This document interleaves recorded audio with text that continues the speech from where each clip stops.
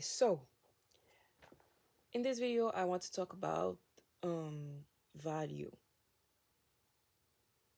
I perceive value in,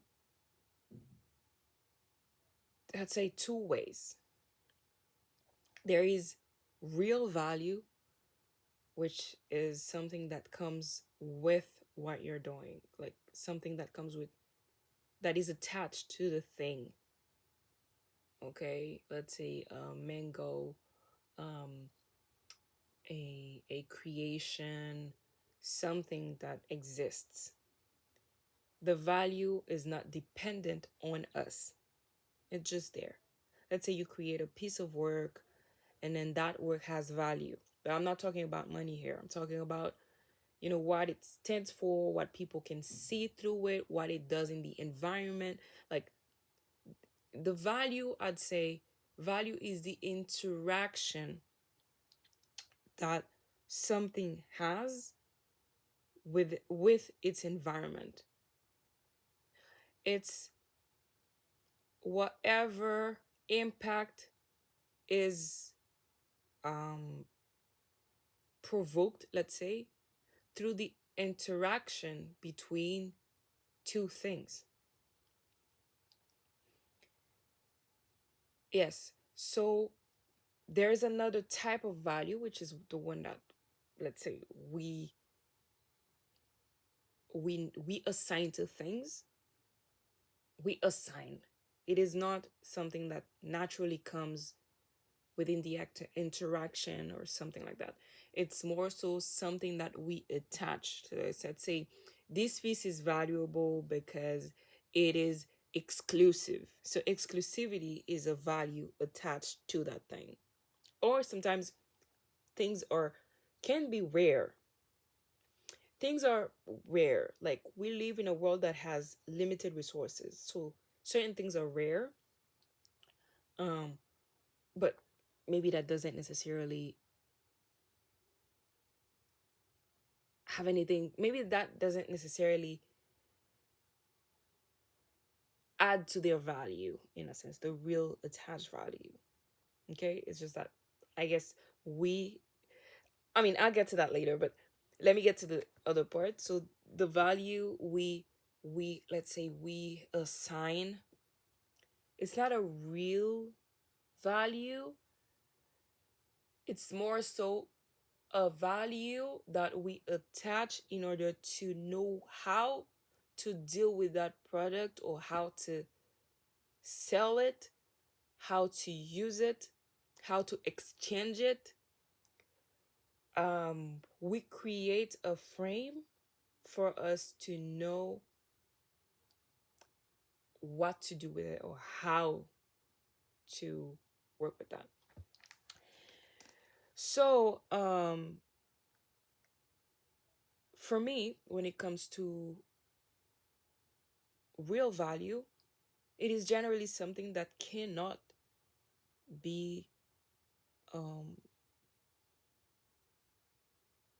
evaluated in our own terms. The value is what this thing brings. Okay, for example, the value of a mango is your well being, is your satisfaction.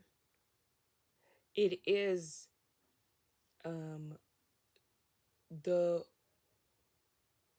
nutrients that this mango brings to your body. The peel of the mango, right, will help maybe to fertilize the soil even better, to create more mangoes, or to produce another I don't, not the peel, because yeah, le noyau, comment on dit le noyau, but the peel will probably help fertilize the soil. Okay, so all of that is value. It is value. Okay, but it is also value. It is also a part of its value, the way it looks. It being next to other mangoes creates a total I don't know, a beautiful sight maybe. The smell of the mango makes you feel good. Like there are many things that we that the interaction produces, and it's not only for us, for other living beings too. So in this sense, value is everything that this thing brings, the existence of this thing, this particular thing that is being evaluated brings to the world and its environment. So, for example, let's say if we take a piece of art, this is where I want to get. I wanted to get to that point. Here's how I see value for something that is produced. The value starts from the moment that the art is imagined, perceived. It is a work that's being done in the mind that is already valuable. Valuable in the sense that it produces something inside this person. The simple imagination is already doing wonders. Like it creates movement, it creates thoughts, it creates states of mind, it creates feelings, it creates um, behaviors. It also impacts other lives because you will, oh, okay, you will say, I need to put this, I need to write this down. I need to draw this. I need to invent this. I need to create this.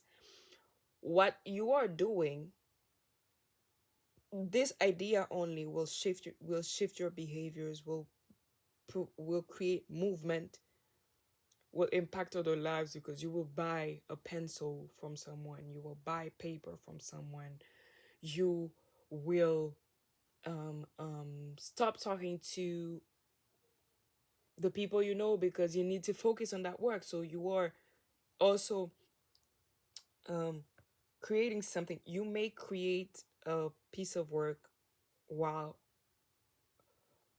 let's say, misusing resources or wasting resources.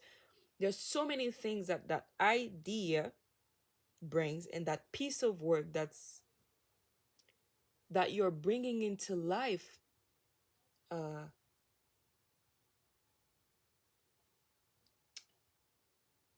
let's say, impacts in the environment. So there's a lot that happens from the idea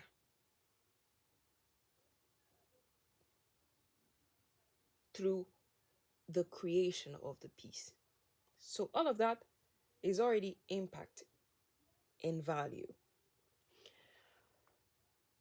although we cannot put a a specific amount of money to it, which is the second value, the attached value, the false value. And so for the piece of work, when it is done, created, the value of it can be a plethora of things. Plethora of things. Yes, I hope I said that right. Okay. Because as I mentioned earlier, it is the relationship between things. So when that piece is created, it is either trash, like literal trash, because it's there, it's occupying space, and it nobody will use it, nobody needs it. But at the same time,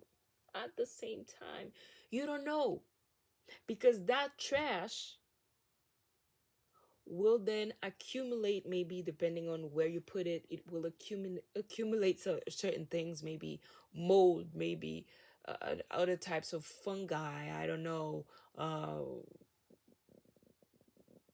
insects, let's say, and then you will travel. This will travel to go to, uh, let's say, to a place where they dump um, trash, residues, and whatnot.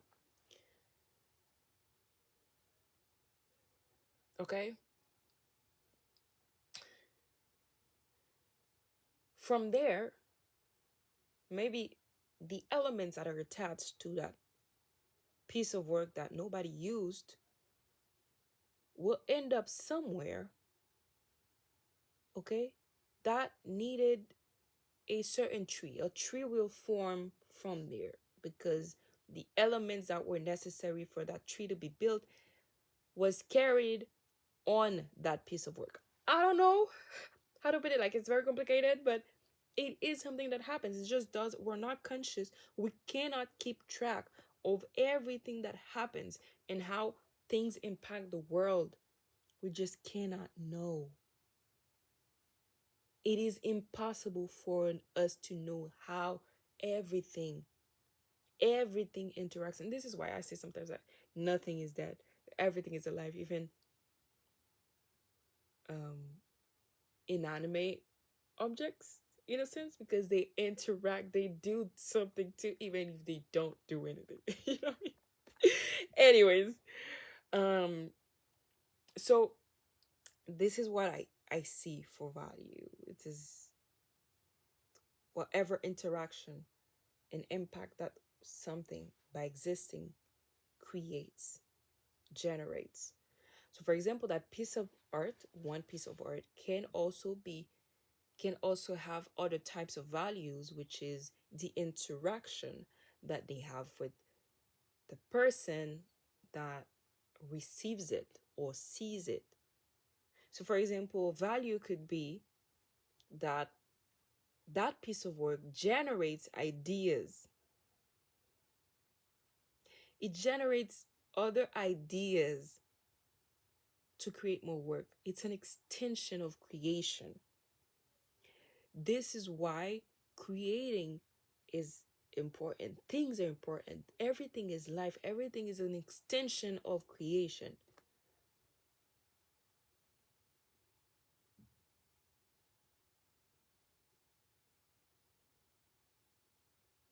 Maybe not everything, but a lot of things. So,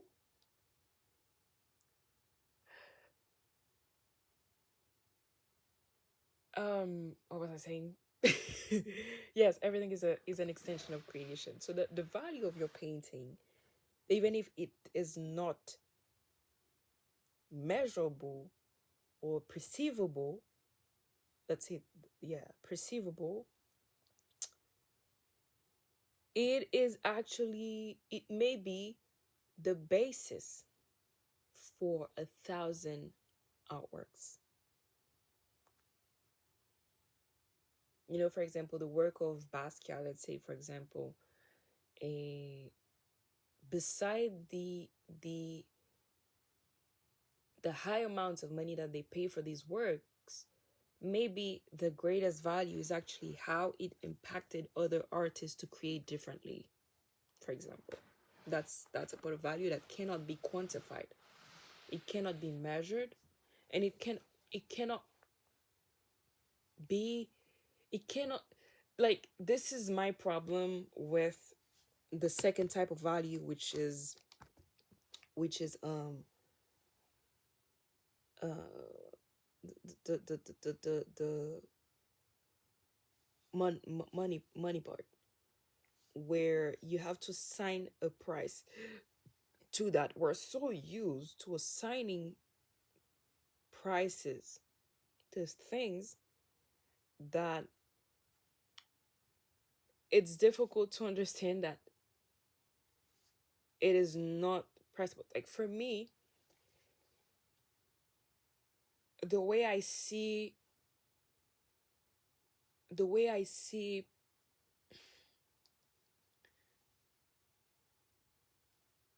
um defining assigning a price to your artwork is something like, bear with me here, like, be patient. I'm trying to find the words, okay?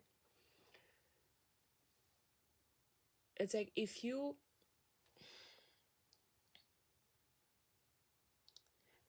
one piece of work, no piece of work,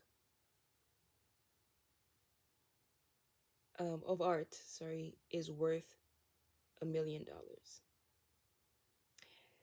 And I say this also taking into consideration that no piece of work is worth $0 or $10 or 500 or any price you could put on it, because it's not that that nobody's willing to pay, or that people wouldn't buy it for that amount of money. Of course, people will say, hey, I love this, I love it so much that I will buy it.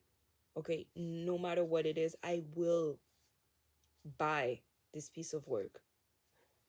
This is not me saying that it's like it's not worth the desire of people that will put that amount of money in your hands, for creating that masterpiece. This is not what I'm saying. What I want to say is that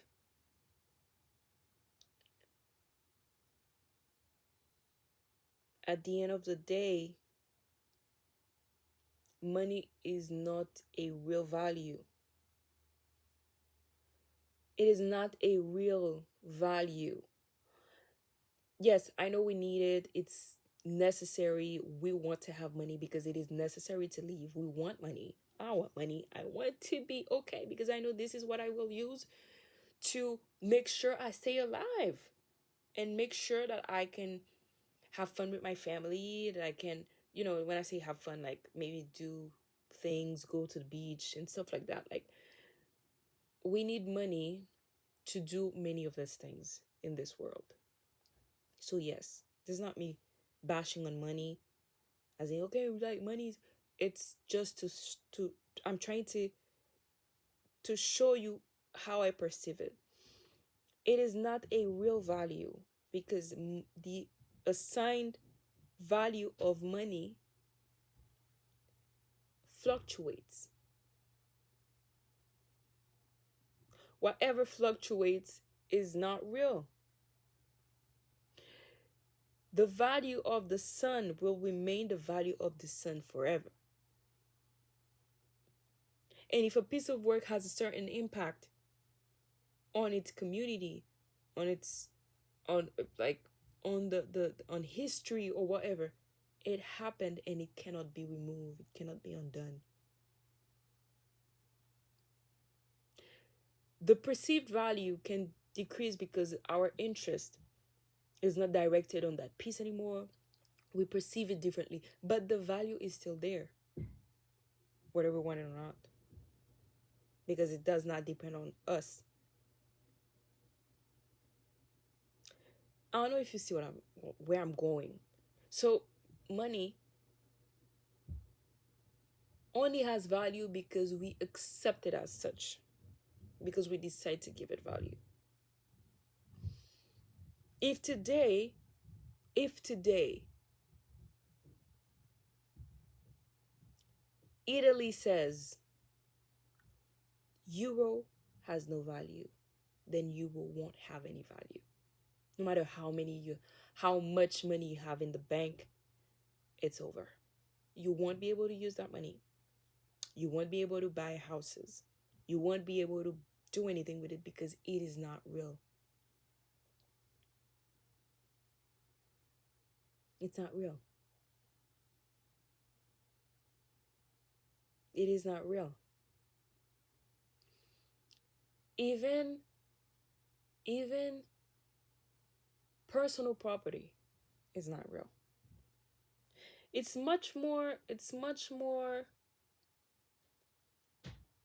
uh let's say difficult for people to remove that from you because you've earned it, you've taken it, but in in reality we cannot own anything. We don't own. We don't own anything. And this is not me saying you cannot own. Like, we know how things work in this day and age. We know how things have always worked. You have a house, you can buy, you have property, you have land and stuff like that. But you this can be taken away from you.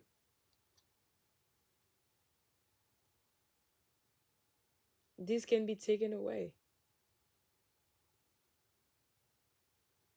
Okay? And they can also lose value in your own eyes. You have your car, you may not want it tomorrow. It may be useless tomorrow, even if it works perfectly. These are these are um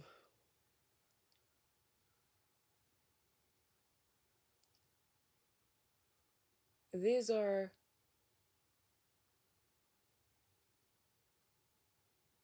um how can I say that? Things that, I mean, they're important, obviously, but we cannot own them. What does it mean to own something? Hmm?